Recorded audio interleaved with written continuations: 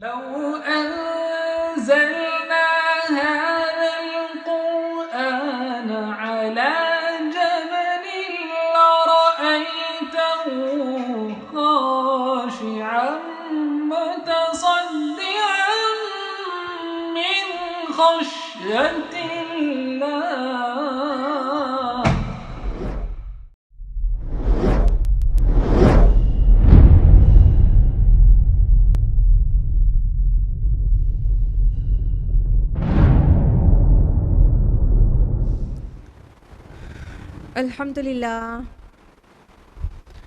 الحمدللہ رب العالمین والصلاة والسلام علی رسولہ الکریم وعلی آلہ واصحابہ اجمعین. اما بعد اعوذ باللہ من الشیطان الرجیم. بسم اللہ الرحمن الرحیم. شہر رمضان الذی انزل فیہ القرآن ھدی للناس وبینات من الھدی والفرقان. بسم اللہ الرحمن الرحیم. رب اشرح لی صدری ویسر لی امری واحلل عقدۃ من لسانی یفقہوا قولی. میری عزیزی سامعات، درس قرآن مجید میں آپ سب کا تہہ دل سے خیر مقدم ہے. السلام علیکم ورحمۃ اللہ وبرکاتہ. کیسے آپ سبھی لوگ؟ الحمدللہ. اللہ تعالیٰ آپ سب کو اچھا رکھے، ہدایت اور صراط مستقیم پر رکھے، اپنی مخصوص حفاظت کرے، دشمنان کے شر سے بچائے اور اللہ تعالیٰ عافیت اور فراغت کی زندگی دے، آخرت میں کامیابی عطا کرے. آمین. درس قرآن میں کون سی سورہ چل رہی ہے؟ سورہ نور. لاسٹ ویک ہم لوگوں نے کہاں تک تفصیل سے جانا تھا؟ آیت نمبر 57 تک. آج ہم لوگ آیت نمبر 58 آنورڈز تفصیل سے بات کریں گے. تو اس سے پہلے کا جو کانٹیکسٹ ہے وہ آپ کو یاد ہے. حالانکہ یہاں سے جو رکوع تبدیل ہو رہا ہے تو مضمون بھی بدل رہا ہے. اس سے پہلے مومنون اور منافقون کا تذکرہ تھا اور رسول صلی اللہ علیہ وسلم کی اطاعت کے متعلق بہت ساری آیات میں گفتگو تھی. ٹھیک ہے. اور یہاں سے رکوع بدل رہا ہے آیت نمبر 58 سے، اور مضمون بھی بدل رہا ہے. اس سے پہلے شروع سورہ میں کئی معاشرتی احکامات دیے گئے تھے، تو یہاں پر بھی کچھ معاشرتی اور خصوصاً فیملی کے اندر کے کچھ معاشرتی احکام دیے جا رہے ہیں. تو آیت نمبر 58 ہے. اعوذ باللہ من الشیطان الرجیم. بسم اللہ الرحمن الرحیم. یا ایھا الذین آمنوا لیستأذنکم الذین ملکت ایمانکم. اے ایمان والو، چاہیے کہ تم سے اجازت لیا کریں تمہارے غلام اور لونڈیاں. والذین لم یبلغوا الحلم منکم 3 مرات. اور تمہارے وہ بچے بھی جو ابھی بلوغت کی عمر کو نہیں پہنچے 3 اوقات میں. من قبل صلاۃ الفجر وحین تضعون ثیابکم من الظہیرہ. فجر کی نماز سے پہلے اور جب تم اپنے کپڑے اتار دیتے ہو دوپہر کے وقت. ومن بعد صلاۃ العشاء. اور عشاء کی نماز کے بعد. 3 عورات لکم. یہ 3 اوقات تمہارے پردے کے ہیں. لیس علیکم ولا علیہم جناح بعدہن. ان اوقات کے بعد تم پر اور ان پر کوئی حرج نہیں. طوافون علیکم بعضکم علی بعض. تم ایک دوسرے کے پاس آتے جاتے ہی رہتے ہو. کذالک یبین اللہ لکم الآیات واللہ علیم حکیم. اسی طرح اللہ واضح کرتا ہے تمہارے لیے اپنی آیات، اور اللہ علیم اور حکیم ہے. دیکھیے، اس میں ایک بہت اہم ڈسپلن بیان کیا جا رہا ہے. آیت نمبر 58 میں کیا فرمایا اللہ تعالیٰ نے کہ اے ایمان والو، تم اپنے گھروں کو اس طرح سے ڈسپلن دو کہ تمہارے جو غلام یا لونڈیاں ہیں، یا مملوک سے الذین ملکت ایمانکم، اس سے لونڈیا اور غلام دونوں بھی مراد ہو سکتے ہیں، اور صرف غلام بھی. اور جو میجورٹی آف اسکالرز ہیں وہ لونڈیا اور غلام دونوں کہتے ہیں. تو فرمایا اللہ تعالیٰ نے تمہارے غلام لونڈی، تمہارے مملوک، اور تمہارے وہ بچے جو ابھی سن بلوغت کو نہیں پہنچے ہیں، ابھی نابالغ ہیں، یا تو ابھی سمجھدار اور پختہ عمر کو نہیں پہنچے ہیں، انہیں چاہیے کہ 3 وقتوں میں گھر کے اندر کی بات ہو رہی ہے، 3 وقتوں میں اجازت لے کر آیا کریں. کون کون سے 3 اوقات؟ وہ بتایا گیا کہ صلاۃ الفجر سے پہلے اور ظہر کے وقت اور عشاء کے بعد، یہ 3 اوقات ایسے ہیں جب انسان اپنے گھر میں فری ہو کے رہنا چاہتا ہے، شوہر بیوی فری ہو کے رہنا چاہتے ہیں، یا مرد عورت کوئی اکیلے بھی ہے ایون تو بھی وہ تھوڑا فری ہو کے رہنا چاہتا ہے، یعنی ستر کھلا ہے اور کس بالکل فری اسٹیٹ میں رہنا چاہو تو یہ تمہارے پریویسی کے ٹائم ہیں۔ اپنے گھر کے بچوں کو اور مملوک کو ایسے ٹرین کرو کہ یہ 3 ٹائم پر تمہارے پاس آئیں تو پرمیشن لے کر آئیں۔ نابالغ بچوں کے لیے کہا جا رہا ہے، ہماری فیملی میں کتنے یہ قوانین لاگو ہیں آپ دیکھ ہی سکتے ہیں۔ نابالغ بچوں کے لیے بھی کہا جا رہا ہے یہ 3 اوقات میں پرمیشن لے کر تمہارے کمروں میں داخل ہوں، یہ پریویسی کے ٹائم ہے یہ تینوں، یعنی صلاۃ الفجر سے پہلے انسان سویا ہوتا ہے یا تو ایسے اس حال میں ہو سکتا ہے جو اچانک کوئی آ جائے تو مناسب نہیں رہے گا، تو پریویسی کو مینٹین کرنے کے لیے اسلام نے بہت سارے احکام بیان کیے، اور یہ بظاہر ایسا لگتا ہے کہ چھوٹا سا حکم ہے، لیکن قربان جائیے اس کتاب پر جہاں پر پورے نیشنل اور انٹرنیشنل لیول کے پولیٹیکل لاز ہیں، سوشل لاز ہیں اور اکانومک لاز ہیں، اس کے ساتھ ہی گھر کے اندر اتنے چھوٹے چھوٹے سے نظم و ضبط اور ڈسپلن کے رولز بھی موجود ہیں، سبحان اللہ، اور تزکیہ تربیت اور تفہیم تو ہے ہی جگہ جگہ پر، تو اتنی ہمیں لگ رہا ہے یہ چھوٹی بات ہے، لیکن اللہ تعالیٰ نے اپنی کتاب میں اس چھوٹی بات کو بھی جگہ دی ہے، کیونکہ گھر میں جو بچے پرورش پا رہے ہیں ان کی اگر صحیح تربیت نہیں ہوئی اس طرح سے کہ وہ ڈسپلن گھر میں نہیں بنا رہا تو پھر وہ گھر ہی سے بگڑ جائیں گے، باہر جا کے تو بعد میں بگڑیں گے، پہلے گھر ہی سے بگڑ جائیں گے، لہٰذا مملوک بھی اور چھوٹے بچے بھی ان ٹائمز میں بچوں کو اس طرح ٹرین کیا جائے کہ وہ پرمیشن لے کر کمرے میں داخل ہوں، اور ان 3 ٹائم کے علاوہ کہا گیا کہ اس کے علاوہ جو ٹائم ہے نہ تم پر کوئی گناہ ہے نہ ان پر کوئی گناہ، یعنی باقی ٹائم گھر کے سارے لوگوں کو فل ٹائم بھی ڈسپلن کا پابند نہیں کیا جا سکتا کہ بس ابھی دوسرے کمرے میں گئے اور ابھی اس کمرے میں آنا ہے تو پرمیشن لے کر ہی آئیں، نہیں، باقی ٹائم میں تم فریلی موو کرتے ہو اپنے گھر کے اندر ہر جگہ پر، بھائی غلام اور خدام کا بھی کام رہتا ہے، اندر باہر ہوتے رہتے ہیں، تو ان 3 ٹائمز کے علاوہ کسی اور ٹائم میں آ جا سکتے ہیں، اور ان 3 ٹائمز کے علاوہ کسی ٹائم پر آئیں تو نہ ان پر کوئی گناہ، یعنی کہ وہ بنا پرمیشن لے آئے، نہ تم پر کوئی گناہ کہ تم نے اس ٹائم کے لیے ان کو کیوں نہیں ٹرین کیا ہوا ہے، لیکن اس کے علاوہ ٹائم میں کیا جائے گا تو مطلب ہے کہ ایک اسلام کے ایک گھر کے اندر کے قانون کو توڑا جا رہا ہے، تو اس کو اہمیت دیجیے کہ اپنے بچوں کو یہ سکھائیں، جب شوہر بیوی ہیں یا اب خود اکیلے بھی ہے انسان ایک دم فری ہے تو نابالغ بچوں کی بھی نظر نہیں پڑنی چاہیے ایسے ویسے مقامات پر نا، تو اس کا لحاظ کریں تاکہ ان کی صحیح تربیت ہو، اور اللہ تعالیٰ فرما رہے ہیں، اللہ تعالیٰ اپنی آیات کو کھول کھول کر تمہارے سامنے بیان کر رہا ہے، کیونکہ تم نہیں جانتے، تم کو علم نہیں ہے اور تم کو حکمت نہیں ہے، اللہ تعالیٰ علم والا اور حکمت والا ہے، اللہ کے مقابلے میں ہمارا علم اور حکمت 0 ہے، کلیئر ہے، اللہ تعالیٰ علم اور حکمت والا ہے، تو ہمیں ایک کام بتا رہے ہیں، ہمیں بس اپنے گھروں میں نافذ کرنا ہے، ڈسپلن کو سیٹ کرنا ہے۔ آیت نمبر 59 میں فرمایا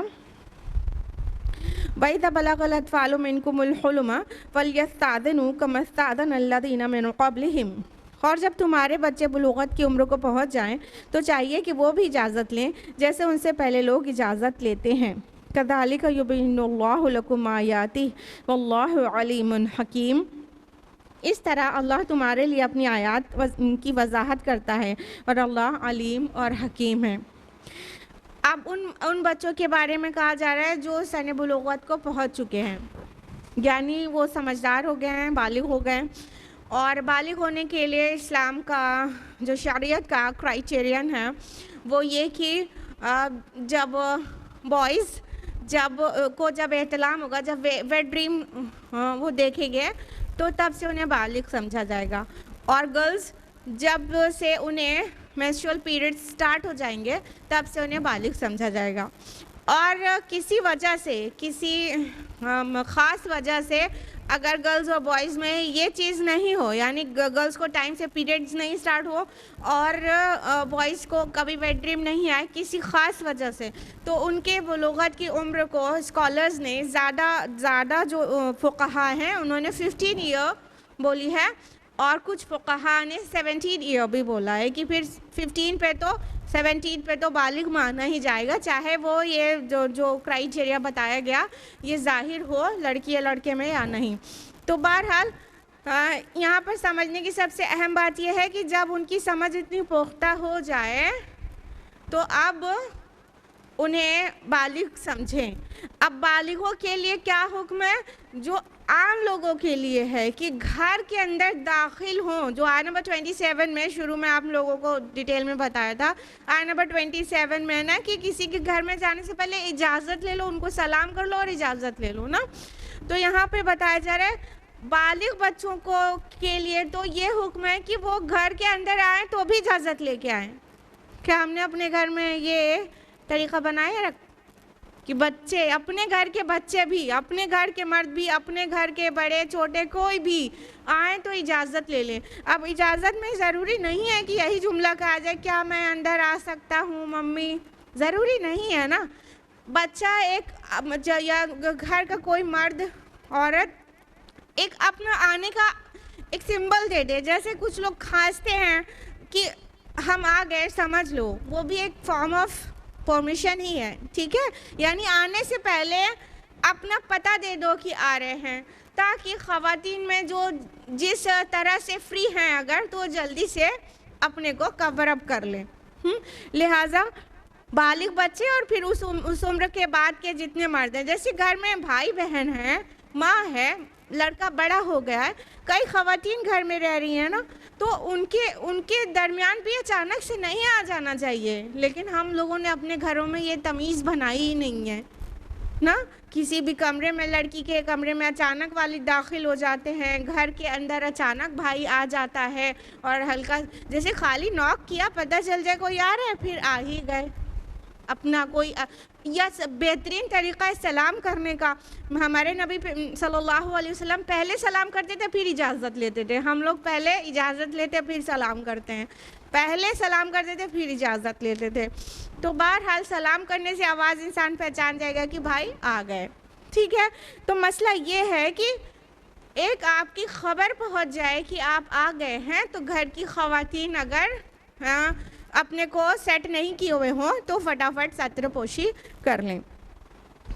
تو اللہ تعالیٰ بار بار کہہ رہے ہیں ہم اپنی آیات کو تمہارے لیے کھول کھول کر بیان کرتے ہیں اور اللہ علم اور حکمت والا ہے۔ کیسے سر پھرے ہیں نا وہ لوگ، افسوس کے ساتھ کہہ رہے ہیں، معذرت کے ساتھ، کہ قرآن مجید کو خالی تلاوت کے غرض سے پڑھنے کے لیے کہتے ہیں اور سمجھنے کے لیے منع کرتے ہیں، اور اللہ تعالیٰ کہتے ہیں کَذَلِكَ يُبَيِّنُ اللَّهُ لَكُمْ آيَاتِهِ، اور اللہ تعالیٰ اسی طرح اپنی آیات کو تم پر کھول کھول کر بیان کرتا ہے۔ اللہ تعالیٰ سمجھا کر سکھا کر بیان کر رہے ہیں، اور کہا جا رہا ہے نہیں اس قرآن آپ کے سمجھنے کی چیز نہیں ہے، بالکل دماغ سے خالی بات ہے یہ۔ آیت نمبر 60 وَالْقَوَاعِدُ مِنَ النِّسَاءِ اللَّاتِي لَا يَرْجُونَ نِكَاحًا، اور گھروں میں بیٹھ رہنے والی وہ عورتیں جو اب نکاح کی امید نہیں رکھتی ہوں، فَلَيْسَ عَلَيْهِنَّ جُنَاحٌ أَن يَضَعْنَ ثِيَابَهُنَّ، تو ان پر کوئی حرج نہیں کہ اگر وہ اپنے اضافی کپڑے اتار دیا کریں، غیر متبرجات بزینہ، بشرطے کہ زینت کی نمائش کرنے والی نہ ہوں، وَإِن يَسْتَعْفِفْنَ خَيْرٌ لَهُنَّ وَاللَّهُ سَمِيعٌ عَلِيمٌ، اور اگر وہ اس معاملے میں احتیاط ہی کریں تو یہ ان کے لیے بہتر ہے، اور اللہ سب کچھ سننے والا اور ہر چیز کا جاننے والا ہے۔ اب وہ خواتین جو ایسی عمر کو پہنچ گئی ہیں جب ان کے اندر سارا جو سیکشول فیلنگز اور ڈیزائرز ہیں وہ ختم ہو گئی ہیں، ان کو نکاح نہیں ہوا لیکن اب ساری ڈیزائرز ختم ہو گئی ہیں، نہ وہ کسی طرف اٹریکٹ ہوتی ہیں اور نہ ان کے اندر ایسا حسن بچا ہے کہ کوئی اٹریکٹ ہوگا، تو ان کو پردے کے احکام کو ان کے لیے کچھ ہلکا کیا جا رہا ہے کہ اگر یہ خواتین جن کا نکاح نہیں ہوا لیکن وہ بوڑھی ہو گئی ہیں، اب ان کے اندر کچھ بھی شعلہ نہیں بچا ہے، تو وہ چاہیں تو ایک ایڈیشنل چادر کے بغیر، جس کو ہم لوگ حجاب کہتے ہیں، جلباب کہتے ہیں، قرآن میں جلباب کہا گیا ہے اور ہم یہ عبایا کہتے ہیں، تو اس کو ایڈیشنل اوڑھنی کے بغیر بھی باہر جا سکتی ہیں. بس خالی ایسے ہلکا کیا گیا کہ وہ جا سکتی ہیں اگر ان کے اندر کوئی بھی شعلہ نہیں ہے.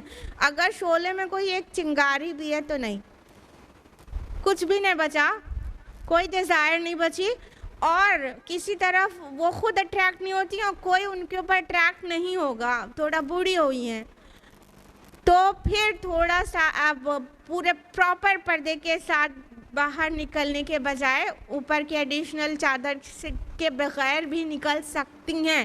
لیکن بہت سارے چیزیں ملوث کرا دی گئیں کہ مطلب، لیکن ان کا ارادہ نمائش کرنے کا نہ اپنی زینت کو، یعنی عورت تو سراپا حسن ہے، بڑھاپے میں بھی کچھ نہ کچھ اس کا اسکن کا کلر اور کچھ چیزیں اٹریکٹ کرتا ہی ہے.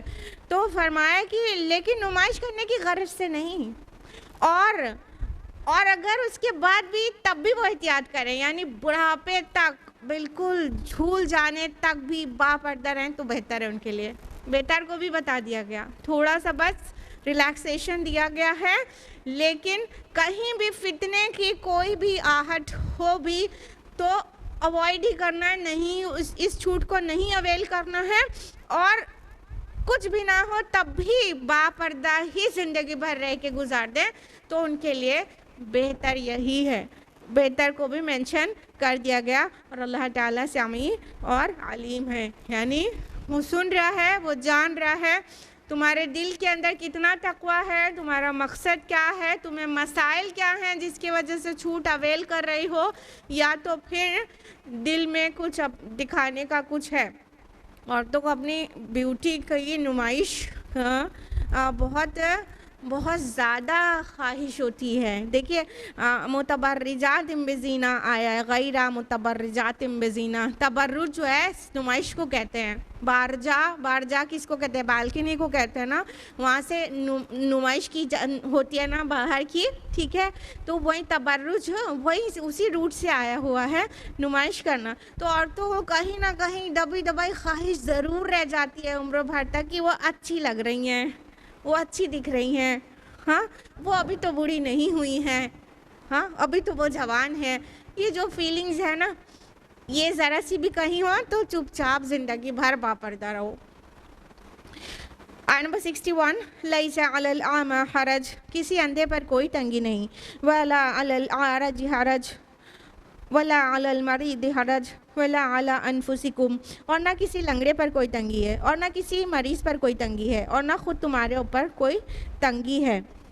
ان تأکلوا من بیوتکم او بیوت آبائکم او بیوت امہاتکم او بیوت اخوانکم او بیوت اخواتکم او بیوت اعمامکم او بیوت عماتکم او بیوت اخوالکم او بیوت خالاتکم، کہ تم کھانا کھا لیا کرو اپنے گھروں سے، یا اپنے باپوں کے گھروں سے، یا اپنی ماؤں کے گھروں سے، یا اپنے بھائیوں کے گھروں سے، یا اپنی بہنوں کے گھروں سے، یا اپنے چچاؤں کے گھروں سے، یا اپنی پھوپھیوں کے گھروں سے، یا اپنے ماموں کے گھروں سے، یا اپنی خالاؤں کے گھروں سے. او ما ملکتم مفاتحہ او صدیقکم، یا ایسے گھروں سے جن کی چابیاں تمہارے پاس ہوں، یا اپنے دوستوں کے گھروں سے. لیس علیکم جناح ان تاکلوا جمیعا او اشتاتا، تمہارے اوپر کوئی حرج نہیں کہ تم سب مل کر کھایا کرو یا الگ الگ. فَإِذَا دَخَلْتُمْ بُيُوتًا فَسَلِّمُوا عَلَىٰ أَنفُسِكُمْ، تو جب تم گھروں میں داخل ہو تو اپنے لوگوں پر سلام بھیجا کرو. تحیۃ من عند اللہ مبارکۃ طیبہ، یہ دعا ہے اللہ کی طرف سے، مبارک بھی اور پاک بھی. کذالک یبین اللہ لکم الآیات لعلکم تعقلون، اسی طرح اللہ تمہارے لیے اپنی آیات واضح کر رہا ہے تاکہ تم لوگ عقل سے کام لو. اب دیکھیے ایک بہت بڑی ٹائٹنس کو ریلیز کیا جا رہا ہے اس آیت میں. اصل میں جب سورہ بقرہ کی آیت ہے نا، آیت نمبر 188، لا تأکلوا اموالکم بینکم بالباطل، تم آپس میں ایک دوسرے کے مال ناحق طریقے سے نہ کھا لیا کرو. جب یہ آیت نازل ہوئی تو صحابہ کرام رضی اللہ عنہم اجمعین میں اتنی حساسیت بڑھ گئی کسی کے گھر سے کچھ کھانے پینے لینے دینے میں اتنا ڈر گئے کہ اپنے اوپر بہت تنگی انہوں نے ڈال لی. تو آپ اپنے رشتہ داروں کے گھر سے بھی کچھ بھی کھانا یا کسی کے ساتھ معذور کے ساتھ بیٹھ کر ساتھ میں کھانے سے ایک دم پرہیز کرنے لگے. بس ڈرنے لگے کہ کہیں ہم سے ظلم نہ ہو جائے, کہیں ہم بیجا نہ کھا لیں, کہیں ہم باطل طریقے سے کسی کا مال نہ کھا لیں. تو بہت زیادہ انہوں نے احتیاط کرنا شروع کر دیا. تو اس احتیاط جو بہت زیادہ تھا, احتیاط تو کرنا چاہیے, لیکن وہ جو بہت زیادہ احتیاط تھا جس کی وجہ سے حرج واقع ہو رہا تھا, ٹائٹنس آ رہی تھی, تنگی آ رہی تھی زندگیوں میں, اللہ تعالیٰ نے اس کو ریلیز کیا ہے اس آیت میں. فرمایا کسی اندھے پر اور کسی لنگڑے پر اور کسی مریض پر, ان سب پر کوئی تنگی نہیں ہے کہ وہ کسی کے گھروں سے کچھ کھا لیا کریں. دیکھیے جو یہ ہینڈی کیپڈ ہیں ان کا تو ریزن یہ ہے کہ چونکہ یہ معذور ہیں اس لیے وہ اپنے رشتہ داروں یا کسی کے گھر میں ہوں گے اور ان کو کھانے کی اجازت ہونی چاہیے, کیونکہ جس وقت کوئی گھر میں نہیں ہے, جو گھر کا مالک ہے وہ نہیں ہے, تو یہ بڑی مشکل میں پڑ جائیں گے اپنی معذوری کی وجہ سے. لہٰذا پہلے معذوری کو عذر بتا کر ان کو اجازت دی گئی کہ یہ لوگ کھا سکتے ہیں. آگے جو ڈیٹیل آ رہی ہے کس کے گھروں سے کھا سکتے ہیں, تو یہ ان کے گھروں سے کھانا ایک تھوڑا بے تکلفی اور فری ماحول ہونا چاہیے, نہیں تو انسان بہت زیادہ ٹائٹنس میں آ جائے گا. اب بتایا جا رہا ہے اور تمہارے لیے بھی تنگی نہیں ہے, یعنی اچھا نارمل انسان بھی کھا سکتا ہے بنا اجازت کے. کن کے گھروں سے, اپنے گھروں سے یا اپنی ماں ہو, اپنے والد, سمجھ رہے نا, ماں ایک سے زیادہ بھی ہو سکتی ہے, مطلب والد کی ایک اور بیوی, اس کو بھی ماں, تو وہ اپنا گھر نہیں ہوا, وہ کوئی اور گھر ہوا, تو وہ سب میں ان سب کے پھوپھی, خالہ, ماموں, چچا, ان سب کے گھروں سے, یہ قریبی رشتہ دار جو ہیں ان کے گھروں سے بغیر اجازت کے کھایا جا سکتا ہے. لیکن فقہا نے ایک بات کی پر اتفاق کیا ہے کہ وہ رضا سے ہو, جو گھر والے ہیں, جس کا گھر ہے, جو جس کی ملکیت ہے, جس کا مال ہے, اس کی رضا سے ہو. ٹھیک ہے, تو اتنے قریبی رشتہ داروں کو کوئی مسئلہ نہیں ہوتا ہے کہ آپ ان کے مہمان بن کے گئے اور وہ کسی وجہ سے گھر سے باہر چلے گئے, اب کچن اور گھر کھلا ہے, آپ کے ذمے ہے, تو آپ اس میں سے کھا لیں, تو کوئی حرج کی بات نہیں ہے, کیونکہ ان کی رضا شامل ہوگی تو آپ کو اب گھر میں چھوڑ کے گئے ہوں گے, اور ان کی رضا شامل نہیں ہو تو ہاں پھر اجازت ہی لے کے کھانا چاہیے. فقہا نے اس کو ملحوظ کر دیا ہے کہ رضا شامل ہونی چاہیے, رضا شامل ہو تو پھر وہ نہیں بھی ہیں گھر میں تو کھا سکتے ہیں. یا کوئی اپنی چابی دے کر گیا ہے, جس کی چابی تمہارے ہاتھ میں ہے, تو وہ بھی انڈرسٹوڈ ہے, اگر اس کے لیے ضروری نہیں ہے کہ وہ بول کے ایوری ٹائم ہر ایک چیز کے لیے, ہاں آپ ایپل کھا سکتے ہیں, ہاں آپ سالن نہیں کھا سکتے, ضروری ہے ایک چیز کے لیے وہ مطلب پرمیشن دے. جب وہ چابی دے کے گیا اور اس کے لیے انڈرسٹوڈ ہے کہ آپ وہ وہاں سے جب آپ کا کھانے کا کوئی وقت ہوگا تو آپ نکال کے کھا سکتے ہو, اس کے لیے انڈرسٹوڈ ہے, تو وہ ایک طرح سے رضا مل گئی ہے آپ کو, تو کھا سکتے ہیں. اصل میں بتا رہے نا, صحابہ اتنا زیادہ قرآن پر عمل کرنے والے تھے کہ وہ بالکل تنگی میں ڈال لیا تھا انہوں نے اپنی جانوں کو, کہ جب تک ہم کسی سے اجازت نہ لے لیں, اس کے گھر سے, اتنے قریبی رشتہ داروں کے گھر سے بھی جب تک اجازت نہ لے لیں ہم کچھ اٹھا کے منہ میں ڈال ہی نہیں سکتے ہیں. تو اس تنگی کو رفع کیا جا رہا ہے. اسلام دین یسر ہے, دین عسر نہیں ہے, تنگی میں نہیں ڈالنا چاہتا ہے, آسانی دینا چاہتا ہے. یرید اللہ بکم اليسر ولا یرید بکم العسر, اللہ کا ارادہ تم پر آسانی کرنے کا ہے, تنگی کرنے کا نہیں ہے. تو جب عمل کرنے میں اللہ کے بندوں نے اپنے اوپر تنگی ڈال دی تو اللہ نے ریلیکسیشن بھی نازل کر دیا. تو کھا سکتے ہیں جس کی گھر کی چابیاں ہیں ہاتھ میں اور اس کا ساتھ میں رضا شامل ہے. اور دوستوں کے گھروں سے, اب دوستوں کے گھروں میں بھی علماء اور فقہا نے یہ کہا ہے کہ جگری دوست ہونا چاہیے.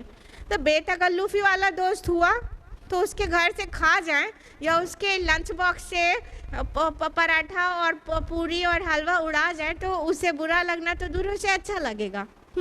تو اتنا جگری دوست ہے تو اس کا بھی چیز بنا اجازت کے کھا سکتے ہیں. انڈرسٹوڈ رہتا ہے نا انسان کو, میرا کھا لینا ان کو صحیح لگے گا کہ نہیں, سمجھ میں تو آتا ہے نا, بالکل آتا ہے نا. تو جس کو سمجھ رہے ہیں کہ اس کی رضا بھی شامل ہے بلکہ یہ شرارت اسے اور اچھی لگے گی اور کسی دن وہ میرا کھا جائے گا نا، تو فری ہے، پھر اس دوست کے گھر سے یا اس دوست کے ٹفن میں سے کھا سکتے ہیں۔ اور فرمایا کہ تم چائے ایک ساتھ کھاؤ، تمہیں اجازت ہے، تم چائے الگ الگ کھاؤ، دونوں اجازت ہے۔ اس میں بھی صحابہ نے اپنے اوپر بہت تنگی لے لی تھی۔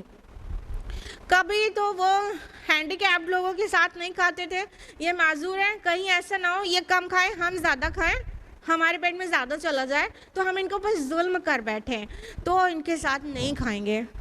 اور کچھ معاشرہ ہوتا ہے کہ چھوت چھات کو دور کرنے کے لیے ساتھ میں کھانے کو ایک دم مینڈیٹری سمجھ لیتا ہے کہ اب ساتھ ہی میں کھانا ہے، تو اس سے جیسے کسی کو دعوتوں میں بلایا گیا ہے تو جب تک سب اکٹھا نہیں ہو جائیں گے کھانا شروع ہی نہیں ہوگا، تو تھوڑا دقت ہوتی ہے نا، تنگی ہوتی ہے نا، جو بہت پہلے سے آگے اس کے اندر ٹائٹنس ہو رہی ہے، تو دونوں ہی صورت میں ٹائٹنس آ رہی ہے، سب کے ساتھ کھانا ضروری ہو تو بھی ٹائٹنس ہے، اور الگ ہی کھانا ہے ساتھ میں نہیں کھانا ہے تو بھی ٹائٹنس ہے۔ لہٰذا اسلام نے یہ قانون بنا دیا کہ تم چاہو تو مل بیٹھ کے سب ایک ساتھ کھاؤ، ایک پلیٹ میں کھاؤ، اور تم چاہو تو الگ الگ کھا لیا کرو، ان دونوں ہی کیس میں تم پر کوئی گناہ نہیں ہے۔ کتنا پیارا دین ہے ہمارا اور کتنی پیاری کتاب ہے ہماری کہ ایک چھوٹی چھوٹی چیز کو بھی اللہ تعالیٰ نے اس میں رکھ چھوڑا ہے ہماری اور آپ کی ہدایت اور آسانی کے لیے۔ تو دل سے بولیے الحمدللہ رب العالمین۔ گھر میں داخل ہونے کا پھر سے طریقہ بتا دیا گیا جس کو کہنا چاہیے کہ ادب، کہ تم گھروں میں داخل ہوا کرو تو سلام کر لیا کرو۔ ہاں، سلام بہترین طریقہ ہے کہ ہم گھروں میں داخل ہوں تو سلام کریں۔ ہمارے معاشرے میں یہ بڑا فقدان ہے نا، دیکھیے گھر کے لوگ جب گھر میں داخل ہوتے ہیں تو سلام نہیں کرتے، جیسا لگتا ہے بالکل ان نون لوگوں کو سلام کرنا ہے اور گھر کے لوگوں کو نہیں کرنا ہے، یہ غلط طریقہ ہے۔ گھر میں ابا آ رہے ہیں، بچے سامنے ہیں، ابا کو سلام کرنا چاہیے۔ گھر میں بیوی سامنے، شوہر داخل ہو رہے ہیں تو شوہر بیوی کو سلام کرے، یا اس کا الٹا، بچے اندر آ رہے ہیں، وائف اندر آ رہی ہے، کوئی بھی، یعنی کہ جب گھر میں داخل ہوں گے تو آنے والے کے اوپر پریفرنس ہے کہ وہ سلام کرے۔ ویسے تو سلام میں جو پہل کر لے اس کو زیادہ نہیں کی ہے، لیکن جو سنت ہے وہ آنے والا موجود لوگوں کو سلام کرے۔ تو گھروں میں داخل ہونے کے لیے بہترین طریقہ اور سنت یہ ہے کہ ہم گھر میں ہر فرد کو یہ سکھائیں کہ گھر کے اندر آنا ہے تو سلام کرنا ہے، ذرا دیر کے لیے بھی باہر جانا ہے تو گھر میں آنا ہے تو سلام کرنا ہے۔ اور کہ اللہ تعالیٰ نے اس کی اہمیت بھی بتائی کہ بہت ہی پیاری دعا ہے اللہ کی طرف سے۔ ایک ہوتا ہے وہ وش کرنا، گڈ مارننگ، ابھی ٹائم دیکھنا پڑے گا، 11:30 بجے کہ 12 گڈ آفٹرنون بولنا ہے کہ good morning, what kind of salutation is this? ہاں، گڈ مارننگ، پھر گڈ ایوننگ، پھر سب ٹائم پہ الگ ہی الگ وش کر رہے ہیں، اور اس میں کوئی دعا نہیں ہے۔ کیا دعا ہے گڈ مارننگ میں؟ ہاں، دوسرے کلچر میں دوسری ہے، ہم تفصیل میں نہیں جائیں گے، لیکن اس میں دعا نہیں ہے۔ اور ہم لوگوں کے جو وش ہے، جو سیلیوٹیشن ہے، یہ گریٹنگ دعائیہ گریٹنگ ہے نا۔ ہم سلام کرتے ہیں تو کہتے ہیں السلام علیکم، سلامتی ہو آپ پر، ورحمۃ اللہ، اور اللہ کی رحمت، وبرکاتہ، اور اس کی برکات۔ تو کتنی پیاری دعا دے رہے ہیں۔ آج انسان کو سب سے زیادہ ضرورت سلامتی کی ہی ہے، ہمیشہ تھی۔ ہاں، آج مسلمان ساری دنیا میں پٹے جا رہے ہیں، ہم کو سلامتی کی بہت ضرورت ہے۔ آج فلسطینی مسلمانوں کو دیکھ کے کتنا تکلیف ہو رہی ہے۔ ہاں، سلامتی کی ضرورت ہر کسی کو ہے۔ تو اتنی پیاری دعا ہے، ہمارا جو آپس میں گریٹنگ ہے ملنے کا، وہ دعا ہے، اور بہت ہی مبارک اور بہت ہی پاک بھی۔ کیونکہ جنتیوں کا گریٹنگ ہے۔ یہ گڈ مارننگ کہنے والے بھی جب فائنلی جنت میں پہنچیں گے تو سلام ہی کریں گے نا۔ ہاں، تو ہم لوگ تو پہلے ہی سے سلام ہی کر رہے ہیں، یعنی جو سلام کر رہا ہے اس کا گریٹنگ بیسٹ ہے، وہ جنتیوں کا گریٹنگ ہے، جنت میں فرشتے اسی گریٹنگ سے گریٹ کریں گے اور اللہ تعالیٰ اسی گریٹنگ کو گریٹ کرے گا جنتیوں کو اسی سیم السلام علیکم کہہ کے، سبحان اللہ۔ تو یہ اتنا پیارا کلمہ ہے، لہٰذا سلام کو عام کریں، اور بہت ساری احادیث آتی ہے نا کہ سلام کو عام کرنا چاہیے، سلام میں پہل کرنے کی کوشش کرنا چاہیے، اور سلام سے ایک دوسرے میں محبت بڑھتی ہے۔ اللہ تعالیٰ پھر کہہ رہے ہیں اسی طرح اللہ تمہارے لیے اپنی آیات واضح کر رہا ہے تاکہ تم لوگ عقل سے کام لو۔ تو اللہ تعالیٰ قرآن حکیم میں ایک ایک بات کو کھول کھول کر بیان کر دیتے ہیں تاکہ ہمیں سمجھ میں آئے، لعلکم تعقلون۔ لیکن ہماری پرابلم کیا ہے کہ اگر ہم یہ بھی پڑھتے ہیں لعلکم تعقلون تو ہم اس کے حروف گنتے ہیں اور 10 نیکی ہم تو سمجھ لیتے ہیں مل گئی، ہاں، لیکن کہا تو یہ جا رہا ہے کہ تم عقل سے کام لو، اور ہم برکت کی غرض سے قرآن کو ریسائٹ کر رہے ہیں۔ ہاں، ہم نے حروف کو گنا، لعلکم تعقلون پڑھنے سے ہمیں اتنا نیکی مل گئی، اتنے حروف ہیں اس میں، لیکن کہا تو یہ جا رہا ہے تم عقل سے کام لو، سمجھو، اللہ کے بندو سمجھو۔ تو ایک چھوٹی بظاہر لگ رہا ہے کہ اتنی چھوٹی باتیں ہیں، مگر ایک معاشرے کی عمدہ پاکیزہ معاشرے کی تعمیر میں یہ چھوٹی باتیں بہت اہم بن کر باہر جاتی ہیں، اور معاشرے کی تعمیر گھروں کے اندر ہوتی ہے، لہٰذا گھروں کے اندر کا ڈسپلن بھی بہت عمدہ ہونا چاہیے، تبھی معاشرے میں مفید افراد برآمد ہوں گے، ادروائز نہیں۔ اب ایک آخری رکوع ہے اس سورہ کا،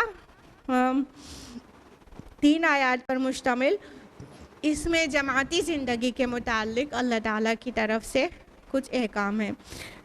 آیت نمبر 62، انما المؤمنون الذین آمنوا باللہ ورسولہ، مومن تو صرف وہی ہیں جو ایمان لائے اللہ پر اور اس کے رسول پر، وَإِذَا كَانُوا مَعَهُ عَلَىٰ أَمْرٍ جَامٍ لَمْ يَذْهَبُوا حَتَّىٰ تَسْتَأْذِنُوهُ، اور جب وہ کسی اجتماعی کام کے ضمن میں رسول صلی اللہ علیہ وسلم کے ساتھ ہوتے ہیں تو وہاں سے جاتے نہیں جب تک کہ ان سے اجازت نہ لے لیں۔ ان الذین یستأذنونک اولئک الذین یؤمنون باللہ ورسولہ، یقیناً جو لوگ آپ سے اجازت طلب کرتے ہیں وہی ہیں جو ایمان رکھتے ہیں اللہ پر اور اس کے رسول پر۔ فَإِذَا اسْتَأْذَنُوكَ لِبَعْضِ شَأْنِهِمْ فَأْذَن لِمَنْ شِئْتَ مِنْهُمْ، پھر جب وہ آپ سے اجازت مانگے اپنے کسی عذر کی وجہ سے تو آپ ان میں سے جس کو چاہے اجازت دے دیجئے۔ وَاسْتَغْفِرْ لَهُمُ اللَّهُ، اور ان کے لیے اللہ سے استغفار کیجئے۔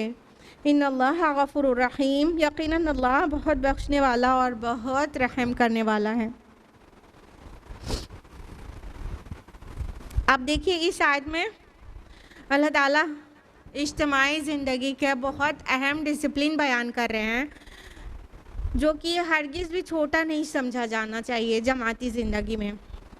اللہ تعالیٰ کہہ رہے ہیں مومنوں کی تعریف کرتے ہوئے کہ مومن تو صرف وہ ہیں جو ایمان لائے اللہ پر اور رسول پر۔ اب ایک بار کہہ رہے ہیں انما المؤمنون، کہ بے شک مومن تو وہ ہیں، اب مومن ہیں تو ایمان تو ہوگا ہی نا، باوجود اس کے پھر کہا جا رہا ہے الذین آمنوا، وہ لوگ جو ایمان لائے۔ تو اس کا جو مفہوم آئے گا وہ کیا آئے گا؟ ایکچولی مومن وہ ہیں جو دعوی ایمان کرے، وہ سب مومن نہیں ہیں۔ ایکچولی اصل میں حقیقت میں مومن صرف وہ ہیں جو حقیقی ایمان رکھتے ہیں اللہ اور رسول پر، موروثی ایمان نہیں کہ اماں ابا نے سکھا دیا تھا لا الہ الا اللہ محمد رسول اللہ، ان کو مومن نہیں کہا جا رہا ہے۔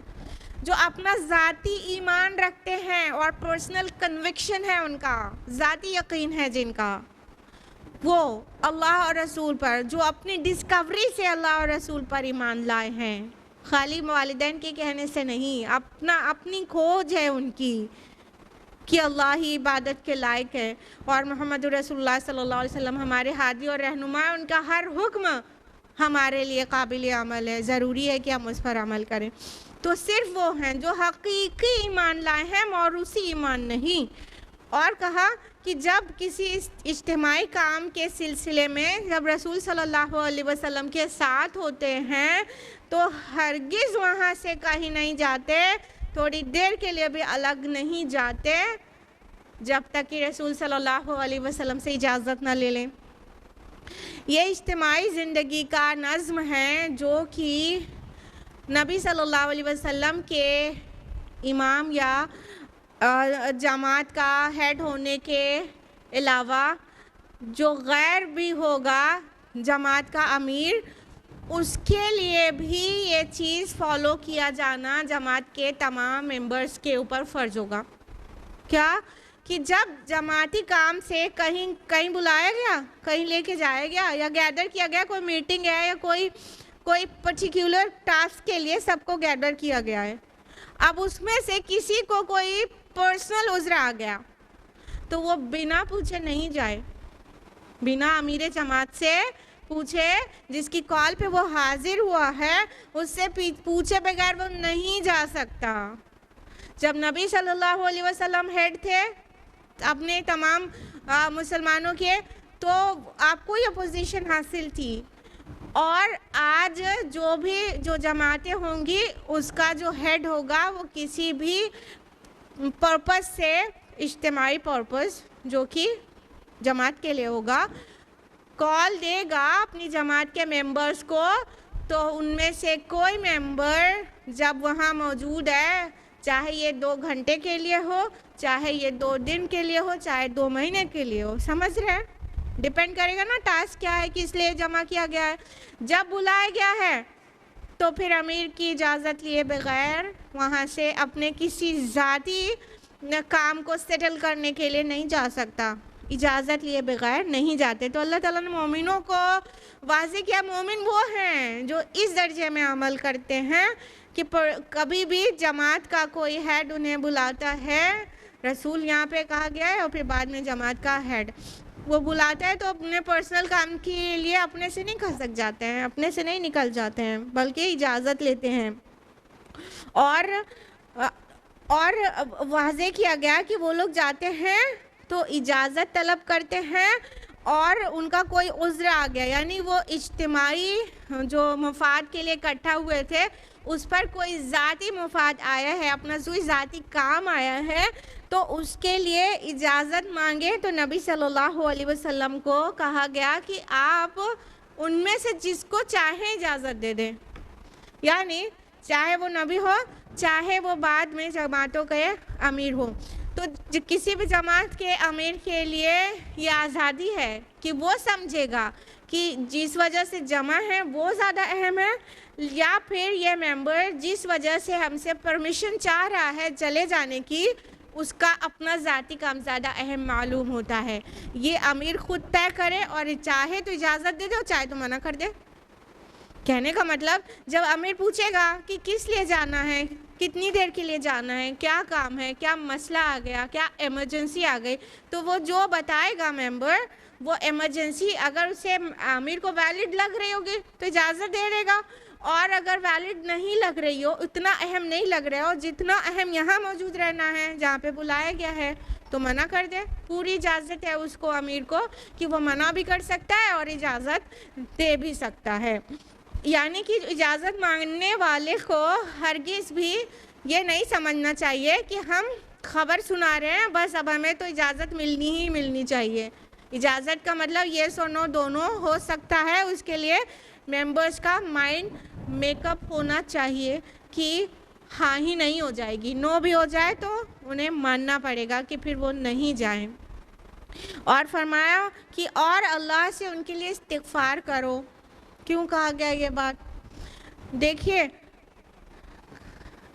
اہم کام تو اجتماعی کام ہی ہے نا، اب اس کام کے لیے بلایا گیا ہے لیکن کسی کو کوئی عذر آ گیا ہے تو وہ اس کا ذاتی چیز ہے، ٹھیک ہے؟ تو اگر وہ جانا چاہتا ہے، ایک بہت ہائی ایمان کا مومن ہوگا تو شاید اپنے ذاتی کسی بھی کام کو بگاڑ بھی لے گا لیکن پرمیشن ہی لینے نہیں آئے گا۔ ایسا ہوگا کہ نہیں؟ جماعت میں بھی سب طرح کے لوگ ہوتے ہیں، اس طرح کے بھی ہوتے ہیں، اور بہت مشکل میں خالی پرمیشن لینے والے بھی ہوتے ہیں، اور اور بات پہ ریزن دینے والے لوگ بھی سب طرح کے ہوتے ہیں نا. تو اب کوئی اپنے ذاتی کام کو، اپنے پرسنل افیئر کو سیٹل کرنے جا رہا ہے تو اس نے اجتماعی کام پر اپنے پرسنل افیئر کو اہمیت دی، تو کہیں نہ کہیں استغفار تو بنتا ہے نا. تو اپنے پرسنل افیئرس کو ہمیں کم اہمیت دینی چاہیے اور اجتماعی مفادات کو ہمیں زیادہ اہمیت دینی چاہیے. جب ہم نے اس کا الٹا کیا تو ہمیں توبہ اور استغفار تو کرنا ہی چاہیے کہ ہم نے کہیں نہ کہیں اپنی ذاتیات کو، اپنے ذاتی کام کو اہمیت دے دی ہے.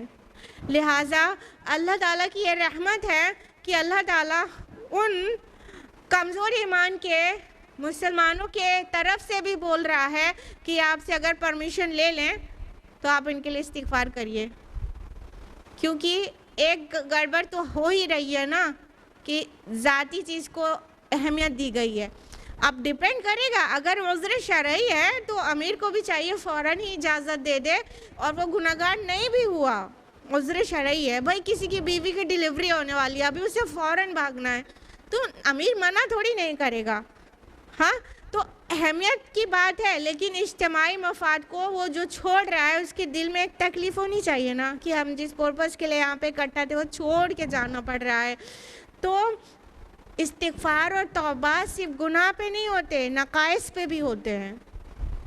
ہاں نقائص پہ بھی، جو نقص واقع ہو جائے ہم سے، کچھ کمی رہ جائے اچھے کام میں، اس کے لیے بھی توبہ کرنا چاہیے، استغفار کرنا چاہیے. تو نبی صلی اللہ علیہ وسلم کو اللہ پاک کہہ رہے ہیں آپ ان کے لیے استغفار کریے.